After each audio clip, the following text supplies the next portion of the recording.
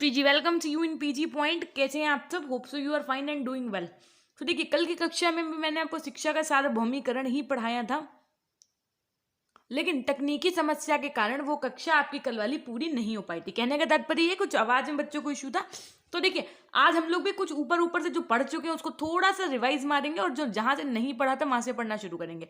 सबसे पहले शिक्षा का जो सार्वभौमिकरण था उसमें मैंने आपको मेन बात क्या बताई थी, वो ये बताई थी कि देखो, शिक्षा के सार्वभौमिकरण का मतलब होता है जो अनेक अनेक प्रकार की शिक्षाएं हैं उनको सबको एक कर देना, अर्थात एक रूपता ला करके और ऐसी शिक्षा व्यवस्था का निर्माण करना जो पूरे राष्ट्र के हित में लिए शामिल हो। सार्वभौमिकरण का मतलब आपका ये था, ठीक है। तो सबसे पहले आइए समझते हैं कि प्रारंभिक शिक्षा के सार्वभौमिकरण के जो चरण थे ये इंपॉर्टेंट थे। ये हम समझ लेते हैं पहले कि व्यवस्था की सार्वभौमिकता होनी चाहिए, मतलब जगह जगह पे प्राथमिक स्कूल खोले जाने चाहिए, चाहे गांव जितनी मतलब गांव की दूरी से एकदम दूर ना हो, गांव के ही पास हो, जिसमें कि बच्चा आसानी से स्कूल जा आ सके।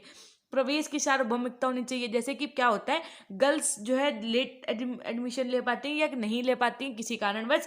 अब वो क्या कारण है, आप सब बहुत समझदार हैं, मैं इससे पहले कि अच्छे से इसको समझा चुकी हूँ, तो इस पर ज़्यादा वक्त ज़ाया नहीं करेंगे, ठीक है भाई। गर्ल्स की अपनी कुछ प्रॉब्लम्स होती हैं, साथ में वुमेन्स एजुकेशन पे ज़्यादा वैसे भी शुरुआत के ही दौर में नहीं, उनकी स्थितियाँ खराब जब हो गई थी तो नहीं एजुकेशन उनको मिल पाई। सो वो सही करना चाहिए, सबसे पहले उस पर काम करना चाहिए। स्थिरता की सार्वभौमिकता होनी चाहिए, ऐसा नहीं है कि बच्चे ने एडमिशन लिया, थोड़े दिन पढ़ा और मिड सेशन से ही वो एडमिशन, क्या मतलब एडमिशन लिया हुआ पढ़ा है लेकिन वो बच्चा क्लास नहीं कर रहा और उसने स्कूल के एजुकेशन को छोड़ दिया। ऐसा नहीं होना चाहिए। स्थिरता होनी चाहिए बच्चे के अंदर। आप कुछ ऐसा मोटिवेशन लाइए, पेरेंट्स को कुछ इस तरीके से समझाइए कि वो बच्चे को अपने स्कूल जरूर से जरूर भेजें। अब प्रारंभिक शिक्षा के में सार्वभौमिकरण के प्रयास जो हुए हैं वो किस प्रकार हुए, तो देखो, सबसे पहले धारा 45 के अंतर्गत बालकों के लिए अनिवार्य तथा निःशुल्क शिक्षा का उपबंध।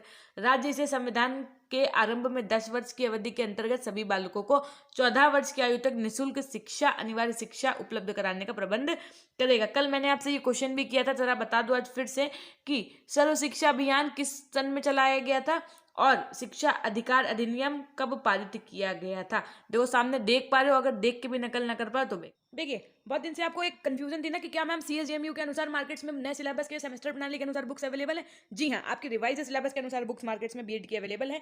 आपका अपना पब्लिकेशन SVPM यानी कि श्री विनोद पुस्तक मंदिर के नाम से ये जो आपका पब्लिकेशन है, तो इसमें आपको हम दिखाएंगे आज पेपर 1 की ये जो बुक है शिक्षा के दार्शनिक परिप्रेक्ष्य। तो फॉर्मेट क्या रहने वाला है, क्या रहने वाला है, इनका इंडेक्स सब कुछ जानेंगे। तो देखिए, गुरुशरण दास त्यागी जी, डॉक्टर बीबी सिंह जी राइटर हैं और सिलेबस के अनुसार यदि बात की जाए तो सिलेबस इन्होंने पहले अपनी पुस्तक में अंग्रेजी के पॉइंट्स में दे रखा है और जैसा कि आपको पता है कि जो उसके बाद में सिलेबस इन्होंने हिंदी में दे रखा है। हिंदी में जो दे रखा है सिलेबस, उसमें क्या हुआ है, जो हेडिंग्स हैं आपकी वो अंग्रेजी में भी दे रखी है, ठीक है। सो जैसा कि आपको पता है कि इस बार आपके न्यू सिलेबस में क्या ऐड हुआ है, तो गिज्जू भाई के विषय में ऐड हुआ है ना, तो इन्होंने देखिए वो सारे टॉपिक्स यहाँ पे कवर किए हैं। ये सब चीजें आपको बता दें, न्यू सिलेबस के अकॉर्डिंग ये बुक्स डिजाइन की गई है। यूनिट 1 में जब आप चैप्टर 1 ओपन करेंगे तो देखेंगे कि वहाँ पे जो भी चीजें पढ़ाई जाएंगी उसमें जो मेन टर्म होते हैं, जैसे जैविक का बायोलॉजिकल, इन्होंने इंग्लिश में भी ट्रांसलेशन दे रखा है। साथ में मेन बात जो सबसे बढ़िया रहे इस बुक की वो ये है कि इसमें आपको दीर्घ उत्तरीय प्रश्न भी कराए जाएंगे, लघु उत्तरीय के भी क्वेश्चन आंसर के क्वेश्चन मिल जाएंगे इंपॉर्टेंट, और बहुविकल्पीय भी मिल जाएंगे। जो बहुत बड़ा क्वेश्चन था ना, तो आपकी सब कुछ प्रैक्टिस हो सकती है इससे, आप चाहें तो परचेज कर सकते हैं, ठीक है। सो आइए बढ़ते हैं अपने नेक्स्ट पॉइंट की तरफ। बेकार। शिक्षा के सार्वभौमिकरण के उद्देश्य क्या क्या थे, तो सबसे पहले राष्ट्रीय दृष्टिकोण का विकास करना, यानी कि अपना देश कैसा है, तो डेवलपिंग कंट्री है, तो उसको डेवलप्ड कंट्री की ओर अग्रसर करने के लिए सबसे जो पहला हथियार है वो अपने पास क्या है, शिक्षा का हथियार। जब तक एक एक जन इस देश का शिक्षित नहीं होगा तब तक अपना देश जो है वो डेवलप्ड कंट्री के अंतर्गत नहीं आ पाएगा, है ना। तो राष्ट्रीय दृष्टिकोण से जो रीति रिवाज, शिक्षा शैली, संस्कृत भाषा का आदान प्रदान है, इसको बहुत ही अल्टीमेट तरीके से करना चाहिए। फिर उसके बाद सांप्रदायिकता की समाप्ति के लिए, जैसे ना कुछ समाज होते हैं, है ना, तो उनके जो बुराइयां, अच्छा कुछ अपने भाई अच्छाइयाँ होती, कुछ बुराइयां होती, कुछ उसमें अराजक तत्व होते हैं, तो वो सब चीजें खत्म करनी है और अपने देश को आगे बढ़ाना है। राजनीतिक जागरूकता के लिए, राजनीतिक जागरूकता अर्थात आपको अपने फंडामेंटल राइट्स पर, अगर आदमी पढ़ा लिखा नहीं तो उसको क्या ही पता कि कितने मौलिक अधिकार है, अब ये अधिकार किस में है, ठीक है। आपको अपनी फंडामेंटल ड्यूटीज पता होनी चाहिए, फंडामेंटल राइट्स पता होने चाहिए, कहां पर क्या यूज होगा। जब वोट देने जाओ तो आपको हर एक सरकार का नॉलेज होना चाहिए कि कहाँ पे कौन खड़ा हो रहा है, क्या है सीन, किसने क्या किया काम। जनतंत्र को सफल बनाने के लिए, यानी जनतंत्र की सफलता के लिए सार्वभौमिक शिक्षा का बहुत अधिक महत्व है। किसी देश के जनतंत्र विकास के लिए शिक्षा का अधिक से अधिक प्रचार एवं प्रसार समझ रहे ना, ये बहुत आवश्यक है। जनतंत्र की सफलता समाज में व्याप्त शिक्षा व्यवस्था पर निर्भर करती है। देश की सामाजिक तथा आर्थिक विकास की सफलता जनता की बुद्धिमत्ता और विवेक पर निर्भर करती है। प्राथमिक शिक्षा का मुख्य उद्देश्य देश के भावी नागरिकों को साक्षर बनाकर उन्हें अपने कर्तव्य, अधिकार एवं उत्तरदायित्वों के प्रति जागरूक बनाना, जिससे उनमें जीवन की सामान्य समस्याओं के समाधान हेतु उनमें सामर्थ्य एवं क्षमता का विकास हो सके। फिर देखिए नेक्स्ट क्या कहा गया, सामाजिक समानता तथा न्याय की स्थापना के सहायक। सामाजिक समानता होनी चाहिए, बात समझ रहे हैं आप, कि कोई असमानता को कम करने का प्रयास किया जाना चाहिए और इस व्यवस्था के कारण योग्य और प्रतिभाशाली जो व्यक्ति हैं वो राष्ट्र एवं समाज की उचित सेवा करने से वंचित रह जाते थे। परंतु वर्तमान शिक्षा व्यवस्था ने इसका समाधान कर जनसाधारण को सामाजिक समानता तथा न्याय को उपबंध कराने का कार्य किया है। अब देखिए जरा, प्रारंभिक शिक्षा के सार्वभौमिकरण की आवश्यकता एवं महत्व, आखिर इसकी नीड क्यों पड़ी, क्या जरूरत थी इसकी, तो आइए जानते हैं। सबसे पहले व्यक्ति के विकास के लिए, यानी व्यक्ति का विकास कैसा हो, तो सर्वांगीण विकास हो। उसके बाद में समाज के विकास के लिए, यानी जब आपका एक एक नागरिक शिक्षित हो जाएगा और उसको अलग अलग रूप से शिक्षा ना मिलकर के कैसी शिक्षा मिले, ऐसी शिक्षा मिले जो सार्वभौमिकरण के अंतर्गत आए, अर्थात हर एक चीज उसमें मैनेज हो। जैसे उसमें बच्चा पॉलिटी, ईवीएस वगैरह सारे सब्जेक्ट पढ़ रहा है तो उसको हर एक प्रकार का ज्ञान हो। ठीक, तो प्राथमिक स्तर की शिक्षा को प्राप्त करना आवश्यक है। एक शिक्षित व्यक्ति ही एक विकसित समाज की स्थापना कर सकता है। ये लाइन आप जो लोग स्टेटस का यूज करते हो व्हाट्सएप पे, तो वो ये लाइन आज स्टेटस लगा सकते हैं क्या, कि एक शिक्षित व्यक्ति ही विकसित समाज की स्थापना कर सकता है। यानी कि एक एजुकेटेड पर्सनैलिटी ही जो डेवलप्ड सोसाइटी है उसकी क्या कर सकती है, स्थापना कर सकती है। फिर देखिए राष्ट्रीय विकास की, लोकतंत्रीय व्यवस्था। राष्ट्रीय विकास मैं आपको बार बार बता चुकी हूँ कि डेवलपिंग है, डेवलप्ड है, सारी चीजें। लोकतंत्रीय व्यवस्था के लिए शिक्षित व्यक्ति देश की आवश्यकता एवं महत्व को समझने के साथ ही वह प्रतिनिधित्व करने वाले व्यक्ति की योग्यता, क्षमता एवं उसके विकास से संबंधी मत को समझ सकती है। फिर व्यवसायिक प्रगति, यानी बड़े बड़े बिजनेस को भी चलाना है तब भी आपकी शिक्षा में बेहतर आपका होना चाहिए चीजें। स्वशिक्षा यानी सेल्फ एजुकेशन बहुत जरूरी है जीवन में, दैनिक जीवन की आवश्यकताओं की पूर्ति के लिए। यानी कि पता चले आप जब शिक्षित ही नहीं है तो आप अपना न्यूज़पेपर कैसे पढ़ेंगे, कहीं जाएंगे आएंगे तो वहाँ पे पेमेंट कैसे करेंगे, सामान खरीदेंगे कैसे, है ना, कंप्यूटर को कैसे चलाएंगे, मोबाइल को कैसे चलाएंगे, हिसाब किताब कैसे रखेंगे, खरीदेंगे बेचेंगे कैसे, तो ये सब चीज़ें हैं। ठीक, फिर नेक्स्ट पॉइंट देखिए, माध्यमिक शिक्षा की तैयारी, यानी कि प्राथमिक शिक्षा प्राप्त करने वाला ही माध्यमिक शिक्षा प्रवेश ले सकता है। तो इस प्रकार प्राथमिक शिक्षा माध्यमिक शिक्षा प्राप्त करने का साधन भी है, इसलिए बहुत जरूरी है। नेक्स्ट पॉइंट, निरक्षर को साक्षर बनाने में सहायक, यानी कि जो पढ़ा लिखा नहीं है उसको भी आप क्या बना दें, साक्षर बना दें। तो शिक्षा प्राप्त व्यक्ति अपने साथ साथ अपने, यानी कि अगर एक आप एजुकेटेड आदमी बना रहे हैं तो वो अपने परिवार के बच्चों को साक्षर बनाता है। वह शिक्षा के द्वारा अपने आसपास स्थानीय समुदाय तथा निरक्षर प्राणों को साक्षर बनाने का कार्य करता है। इस प्रकार शिक्षा निरक्षरों को साक्षर बनाने में सहायक है। फिर नेक्स्ट पॉइंट, अंतरराष्ट्रीय सद्भाव का विकास, यानी शिक्षा के माध्यम से ही व्यक्ति में राष्ट्रीय दृष्टिकोण का निर्माण होता है।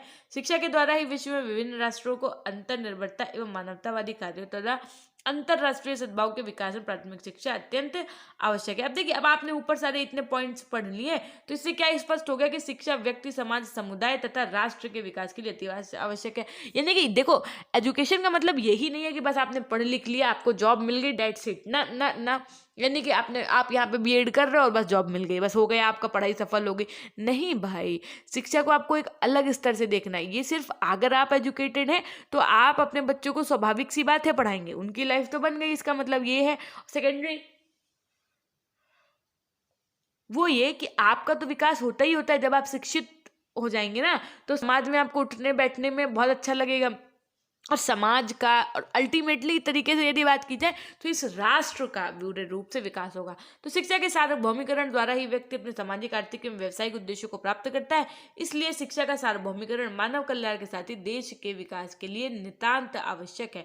अब इसके क्या हुआ, प्रारंभिक शिक्षा के सार्वभौमिकरण में बाधाएं कौन कौन सी हैं। सबसे पहले अंग्रेजी नीति का प्रभाव, वो इसलिए बनाते थे, उनका जो अंग्रेज थे उनका टॉपिक ये नहीं था कि वो हर आदमी को पढ़ाएंगे ना, वो हर सबको नहीं पढ़ाते थे, वो सिर्फ पढ़ाते थे उनको जिनको क्लर्क बनना होता था। ठीक, तो अब आप समझ लीजिए उनकी मेंटेलिटी क्या थी। अनिवार्य शिक्षा कानून का सही प्रकार से पालन ना होना, तो ये बस केवल कानून है कि क्या, कि 14 वर्ष तक के बालकों को शिक्षा मिलेगी, ये होगा वो होगा, लेकिन कोई केस पे अच्छे से काम चल रहा है, चल रहा है काम, ये नहीं कह सकते, लेकिन अल्टीमेट तरीके से नहीं चल पा रहा है।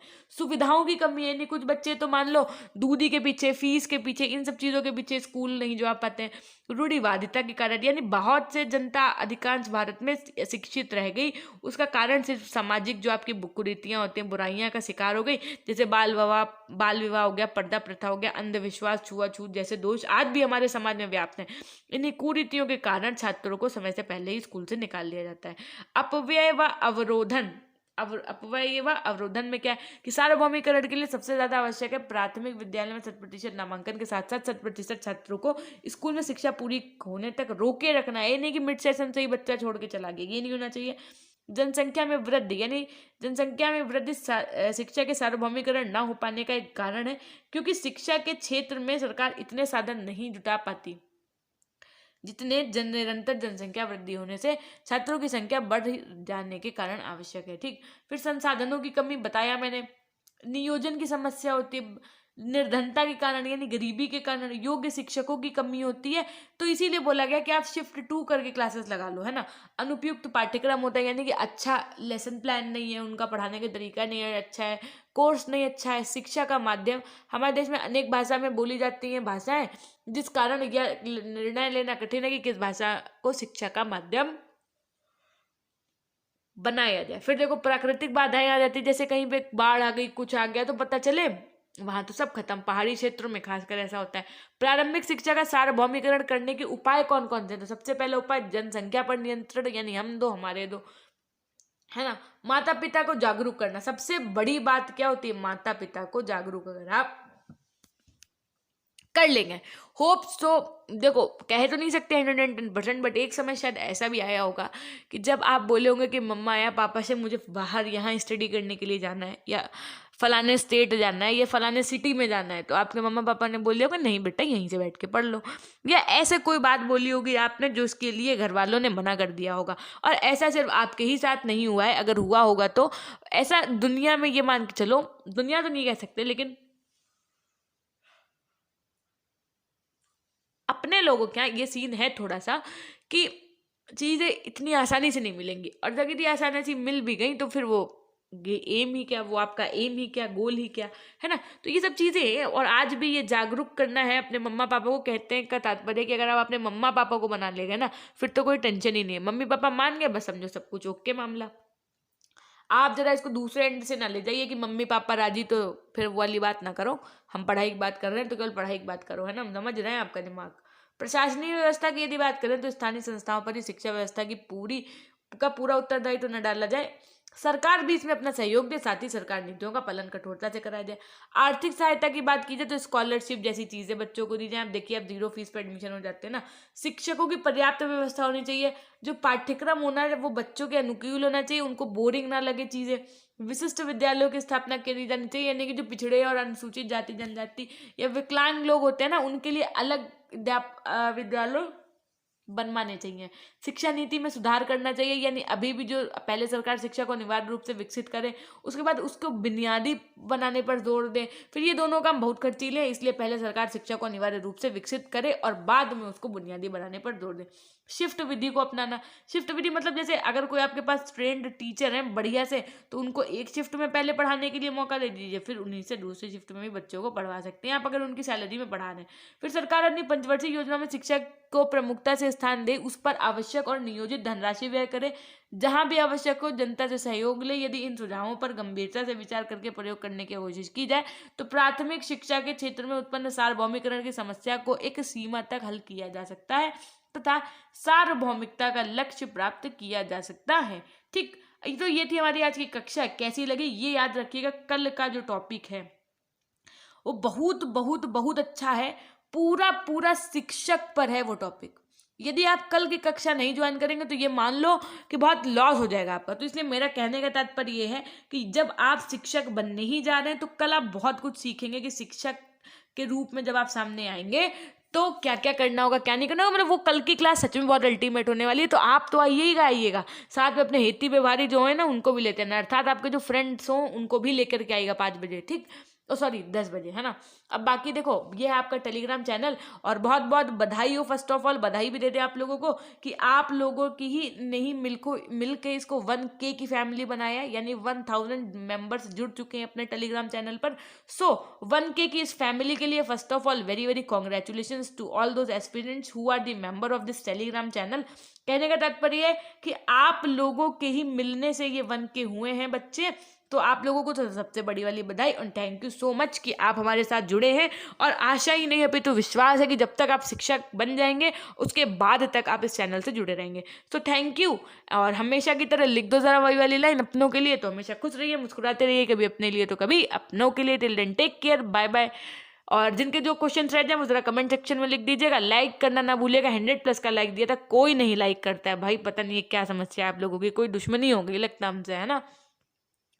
सो सबका ध्यान रखिएगा, अपना भी ध्यान रखिएगा। Till then take care, bye bye. हमेशा खुश रहिए, मुस्कुराते रहिए, कभी अपने लिए तो कभी अपनों के लिए।